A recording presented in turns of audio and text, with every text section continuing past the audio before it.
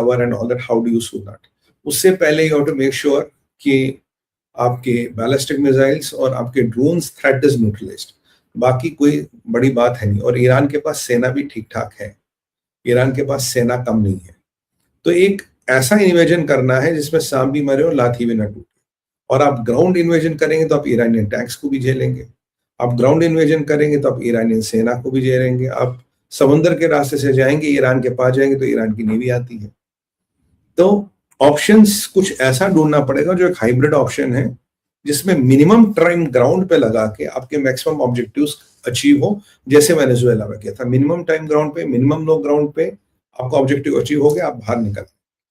और जो दूसरी चिंता का कारण ये है कि भाई जब खमेनी जाएगा, is there a person who can fill the vacuum? वो बंदा कहाँ है, वो बंदा कब पहुंचेगा? अभी शाह के बेटे की ट्रम्प से ऑफिशियली मीटिंग नहीं हुई है, या उसको अमेरिका छुपा रहा, वी डोंट नो। फिलहाल तो हमें लगता है ऑफिशियली मीटिंग नहीं हुई। अब जो वो बंदा आएगा, वो कहाँ जाएगा, वो कितना बड़ा वैक्यूम फिल करेगा, उसका भी एक टेस्ट हो रहा है अभी ईरान में कि भाई तुम कितना वैक्यूम फिल पा रहे हो। अभी एक प्रोटेस्ट भी हुआ जिसमें मोहम्मद पजिस्किन आपको मिले थे कि जी एक प्रोटेस्ट हो रहा है मोहम्मद पजिस्किन, तो आपका generally the first conception is के हैज ही जॉइंड प्रोटेस्टर्स? नहीं जी, उसने प्रोटेस्टर्स को ज्वाइन नहीं किया है। वो प्रोटेस्ट इसलिए है कि वो एक प्रो गवर्नमेंट, प्रो मुल्ला रेजिम प्रोटेस्ट भी है, क्योंकि जो साफ करना पूरा मुल्ला रेजिम को करना है, एक मुल्ले को हटा के दूसरा मुल्ला बैठ जाएगा, वो काम नहीं करना। अब शाह के बेटे का सपोर्ट है, शाह का बेटा कहता सिटी सेंटर कैप्चर कर लो, शाह के बेटे, कल भी आग लगी, खूब लोग मरे, पर ये बिल्कुल कंफर्म खबर है, मोर्चियां भर चुकी हैं, अस्पताल भर चुके हैं, अब लाशों को रखने की भी जगह नहीं है। तो जो डेथ का नंबर हम 550, 650 बता रहे हैं, ज्यादा भी हो सकता, आज की रात इट माइट रीच 1000। और एक अमेरिका का थ्रेशोल्ड बढ़ रहा है कि कब तक हम क्या करें, कितना करें। और यहां से इजराइल अपनी तैयारी कर रहा है, इजराइल एंटर नहीं करना चाहता, but Israel is doing a lot. और अमेरिकन जितनी भी इंटेलिजेंस है उसको मेन डिपेंडेंट होना पड़ता है मोसाद पे, बिकॉज मोसाद का इंटेल नेटवर्क वहां सॉलिड है। They have to depend on Mossad how to exactly work on the ground. These things are contemplated. अगर लड़ाई लंबी खिंच गई, what do you do? If they have a dirty bomb, what do you do? और यहाँ कल हमारे एक भाई कह रहे थे, विनोद भाई, मैंने आज भी कई जगह से सुना F-22, F-35 पाकिस्तान में उतार दिए उन्होंने। तो देखिए, मेनली जो बॉम्बिंग होगी वो एरियल बॉम्बिंग होगी, वो खमेनी को एलिमिनेट या निकाल दिया जाएगा, और they want to put the Shah का बेटा इनटू द गेम। बट अब सवाल ये है, किसी ने अमेरिका को बोल दिया शाह के बेटे को तो डाल रहे हो, पर बेटा इसकी औकात जमीन पे कितनी है ये चेक किया कभी? उसको जमीन पे उसकी कितनी पकड़ है? Have you tested that? तो आज एक अजीब सी खबर आई, शाह के बेटे ने अपील किया, ये इस्लामिक रिपब्लिक ऑफ ईरान का झंडा फेंक दो और आप एक नया झंडा उठाइए, जो ईरान का पुराना झंडा था, जो शाह का झंडा था, जिसमें एक लॉइन है, एक सान है पीछे, lion is carrying a sword, वो वाला झंडा आप उठाइए। फॉरगेट दिस मुल्ला रेजिम का झंडा।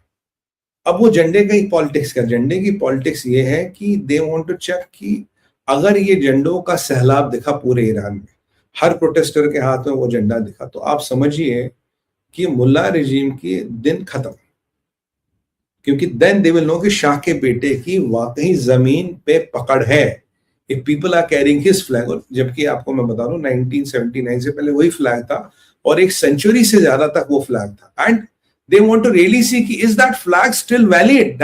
Do people kind of reconcile with that flag? Because yahan it's not about Khamenei, it's about the change of complete hierarchy. yahan pure hierarchy ko change karna hai, ye Khamenei ki baat nahi। Khamenei to ek stumbling block is a big blockade, kyunki wo jayega kal ko दूसरा आ जाएगा, तो उसको पूरा हटाना है। और जो शाह का बेटा ऑल्टरनेट है, उसकी जमीन पे कितनी पकड़ है, सवाल ये है।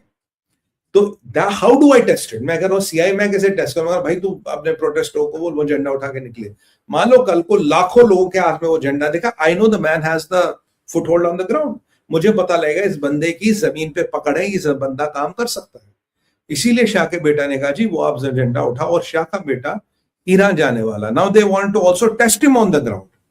First they want to test his, मैंने कहा ना 2-3 चीजें हो रही है, they want to test his support base on the ground, and they want to test the person on the ground। पर चल तू ईरान जा, देखते हैं इसमें दम है, या टिपिकली ये दूर से यूट्यूब के माध्यम से, सोशल मीडिया के माध्यम से तकरीर करेगा, ऐसा है क्या? तो they want to really test him on the ground। ये हो रहा है। पर यहां मैं ट्रंप को अगर इजराइल को स्टडी करूं, भाई रहमान भाई जरा मुझे माफ करना, अगर मैं ट्रंप और इजराइल को स्टडी करूं, इनका एक डाइवर्जनरी टैक्टिक शुरू हो गया है। यूजुअली डाइवर्जनरी टैक्टिक तब शुरू होता है when you are about to strike. Diversionary tactic, ये भी बोलो, ये भी बोलो, ये भी बोलो, ये भी बोलो, keep all the options as option and don't talk about the option which you are going to execute. ये होता है डाइवर्जनरी टेक्निक। और ट्रंप अब की बार देखिए, लास्ट टाइम इन्होंने ईरानियों को कहा हम आपसे मंडे को मीटिंग करेंगे, फ्राइडे को उन्होंने ठोक दिया, तो they can not use the same trick again. तो अब की बार ट्रंप कहता है कि जी मुझे ईरान ने अप्रोच किया है, मुझे मुल्ला रजीम ने अप्रोच किया है, पर मैं बात कर सकता हूं, पर उससे पहले एक्शन भी कर सकता हूं। तो अब वो वाला स्टाइल नहीं चलेगा, हाँ मीटिंग करें इससे पहले एक्शन कर दिया, खुद ही कह रहा है, क्योंकि Iran has factored that in कि मैं बात करूं, कर सकता हूं, पर उससे पहले मैं एक्शन भी कर सकता हूं। So he is not letting them control the narrative. वो ट्रंप उनको नैरेटिव कंट्रोल नहीं करने दे रहा, खुद नैरेटिव कंट्रोल कर रहा है। यहां से इजराइलियों में बिल्कुल शांत सन्नाटा। इजराइल तो कहता था ईरान हमारा एग्जिस्टेंशियल थ्रेट है, जो है, मुझे एग्री कंप्लीटली। तो इजराइल किस चीज की तैयारी कर रहा है, कौन सी चीज की तैयारी कर रहा है, कौन किस चीज को ठोकने वाला, कौन किसका इन्वेजन होने वाला है? तो क्या इजराइल का स्पेशल फोर्सेस भी घुसेंगे? क्या it will end at Khamenei? क्योंकि आज अगर मैं प्रोटेस्टरों के हाथ में जो स्लोगन है, जो स्लोगन सुनने में आ रहे हैं, वो कह रहे हैं कि जब तक ये मुल्ला रेजिम खत्म नहीं होगी, Iran can not become Iran again. अब प्रोटेस्टर्स एंड द प्रोटेस्ट और the revolution is not only confined to Khamenei. करे जब तक ये मुल्ला रेजिम खत्म, at that time mullahs are not gone, Iran will never be Iran again. तो अब ये लोगों के, अगर आप देखेंगे धीरे धीरे, पहले इकोनॉमी पे शुरू हुआ, फिर चीरे चीरे चीजें बढ़ी, फिर death to Khamenei, death to Islam, ये सब के प्रोटेस्ट आए, फिर आया जी शाह जिंदाबाद, शाह को लाओ। But again these are superficial things. अब ग्राउंड पे कितनी पकड़ है शाह के बेटे की, वो फ्लैग से पता लगेगा, sun flag with the lion. और can he dare to come to Iran, to, because Iran तो आना पड़ेगा, यूएस से तो सरकार चलेगी नहीं। और तीसरी बात, ये जो अब नया स्टाइल आया है, जो नया प्रोटेस्ट का रुख मोड़ा है कि भाई पूरी मुल्ला रिजीम को हटाओ और एक नया ईरान बनाना है, ये है। अब यहां कंफ्यूज आप हो रहे, मोहम्मद पज़ेश्किन प्रोटेस्ट में थे, नहीं वो प्रो गवर्नमेंट प्रोटेस्ट में थे, एक छोटा सा प्रोटेस्ट निकाला गया, they can always manage that. और दूसरा चीज जो आपने सुना होगा, भाई 8 इंडियन पकड़े गए, 9 इंडियनों को गिरफ्तार कर लिया। ये ईरान के जो इंडिया में एम्बेसडर है, उन्होंने बिल्कुल क्लियर कर दिया है कि ऐसा कुछ नहीं हुआ है, इंडियन किसी कोई नहीं पकड़ा गया। काफी लोग सोशल मीडिया पे, ट्विटर पर जाके कुछ भी कहानियां डाल देते हैं एंड दे बिकम न्यूज। तो ये ट्विटर की कहानियों को जो न्यूज बनाने की आदत है, ये हमें भी छोड़नी चाहिए। और ऐसा कोई इंडियन नहीं पकड़ा गया है, कोई अफगानी नहीं पकड़ा गया है, ये है। तो सिचुएशन ऐसी है, लोगों को वहां तक ले जाना जहां लोग बोले भाई इनलेस मुल्ला रिजीम को हटाओ and we have to save Iran, वो मोमेंट आ गया है, वो मोमेंट आ गया है। And don't think Chinese intelligence is not doing anything. Chinese intelligence इनके साथ है, चाइनीज इंटेलिजेंस, रशियन इंटेलिजेंस इनका साथ दे ना दे, चीनी पूरी साथ दे रहे हैं। और अभी मैं आपको बता दूं बॉस कि क्यूबा के संदर्भ में मैं बताऊंगा उस पर। तो ट्रंप ने जो ये पूरे डिलेमा खोले, ईरान इजराइल बिल्कुल ऐसे चुप बैठा जैसे हमारा मतलब ही नहीं यार, तुम देखो क्या करना है। Israel was not wanting to do early intervention to break the momentum, जबकि खमेनी ने पूरा प्रोवोक किया, खमेनी ने पूरा प्रोवोक किया इजराइल को, पूरा प्रोवोक किया अमेरिका को। बट अगर मैं स्ट्रेटेजी क्लियर समझ पा रहा हूं, they want to go for a decisive blow, they don't want to do like last time it was weakening them, this was softening them. अब की बार mission is to take over, is not to weaken, is not to soften. Delta का option है, पर अगर फौज भेजनी पड़े तो फौज के साथ पूरा लाभ, लश्कर, तैयारी सब भेजनी पड़ेगी, और ईरान के पास अच्छी खासी फौज है। तो now the plan gets more complicated. लोग मर रहे हैं, दुनिया भर के लीडर बदसना कर रहे हैं, दुनिया भर इन पे थू थू कर रही है, और दिस इज द टाइम। अब आपका window starts opening up when you will go and do a military strike, and military strike whichever way you do, of course it will start with a air strike. और मैंने आपको बोला ना, अब की बार ballistic मिसाइलों के साथ जो बड़ा थ्रेट पाया गया वो है ड्रोन्स को भी न्यूट्रलाइज करना, ड्रोन बेसिस को भी न्यूट्रलाइज करना जरूरी है। आप बोलोगे लास्ट टाइम इजराइल ने किए थे, हाँ जी वो किए थे, पर उनमें से बहुत सक्रिय हो गए, they are back to business, so you have to go and neutralise them. ये समझना हमारे लिए अनिवार्य है, समझ गए जी आप?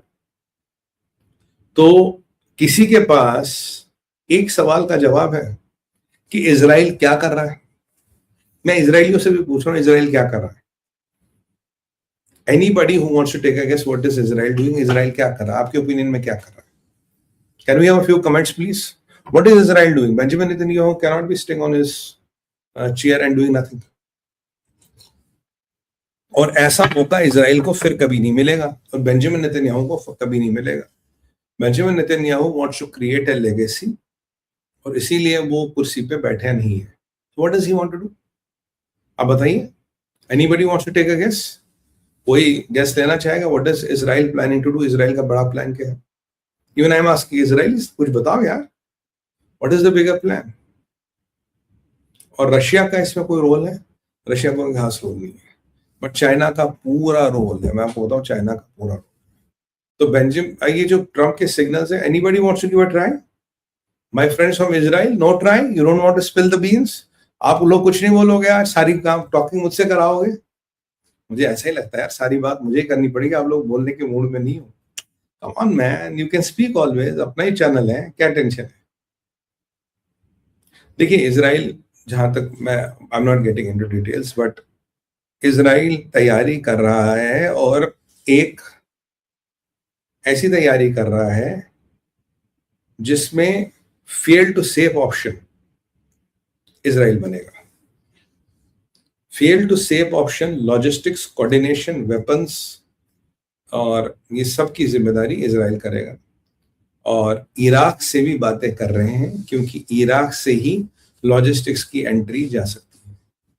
तो they are talking in talks with Iraq also. अब इराक पाकिस्तान तो है नहीं, पर पाकिस्तान ने तो अपनी जमीन नहीं थी, बोला जिसको मारना मारो, हमें क्या फर्क पड़ता है। तो पाकिस्तान तो यहाँ तो हर चीज बिकती है, ये तो हीरा मंडी है। But Iraq is still reluctant, तो इराक को थोड़ा ला रहे, शीशे में उतार रहे हैं। तो उसके लिए they are kind of getting there and they are trying to settle the things there. Let's see Iraq कब तक मानता है, नहीं मानता है। ठीक है जी। अब आते हैं थोड़ा अगले टॉपिक पे। अब मेरे टाइटल में है नहीं, but I want to talk about this topic right now. Cuba ने मना कर दिया है, watching and waiting for Iran to make the wrong move. Israel is laying groundwork for Shah or anybody testing the waters as such with Shah's popularity. वो तो मैंने आपको बता दिया, गाजा लेबनान ऑपरेशंस, नो वो तो मैंने बता दिया, waiting for the right time of operations, ground study. देखिए Israel is doing, feeling sad for common Iranians, Netanyahu waiting to strike at the right time, fail to safe option, fail to safe option. अगर ये option fail होता, what is the fail to safe option, what is the alternate option? Israel is working on that, और Israel is working on logistics, ये कब कहां कैसे होना, क्या करना है। देखो अल्टीमेट टारगेट चाइना है, रिजीम चेंज करना है ईरान में, उसमें कोई डाउट नहीं, अल्टीमेट टारगेट चाइना है। और ये आपको बताऊं मैं,